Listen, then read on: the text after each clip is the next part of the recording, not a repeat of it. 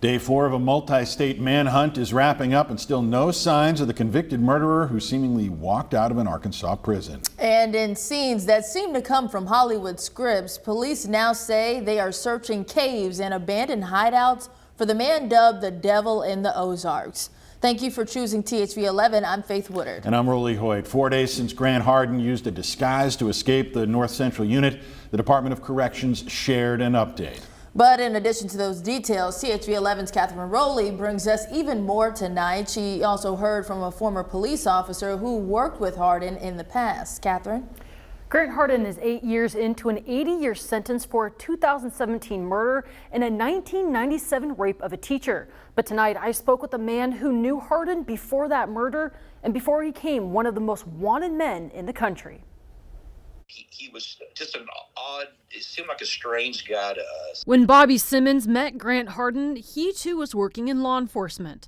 He says back when Hardin was a police chief at Gateway, he came to Little Flock where Simmons was a captain to ask about court systems. It wasn't anything in particular that we could put a finger on, but it was just that feeling, that hair on the back of your neck that stands up when you meet someone. I call it like a cop sense. Then the news broke of Hardin being arrested for murdering James Appleton in 2017. It was a shock in one way, but in another way, it was just thinking something there again. We felt something wasn't right with him when we first met him anyway. While in jail for that murder, Hardin was charged for the 1997 rape of Amy Harrison. We take the oath of office that we uphold the law and protect the citizens, and you come to find out that a guy like this is basically a predator. And he's under the guise of being a police officer. I just hate it. I hate it for all of us that wear a badge. At Wednesday's press conference, they did answer some questions about how Hardin got out.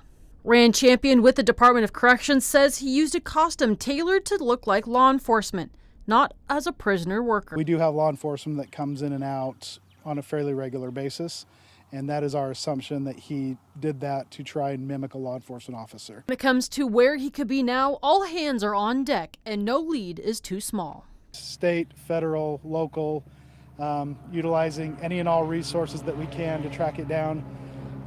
Any and all leads that we are getting have been followed up on.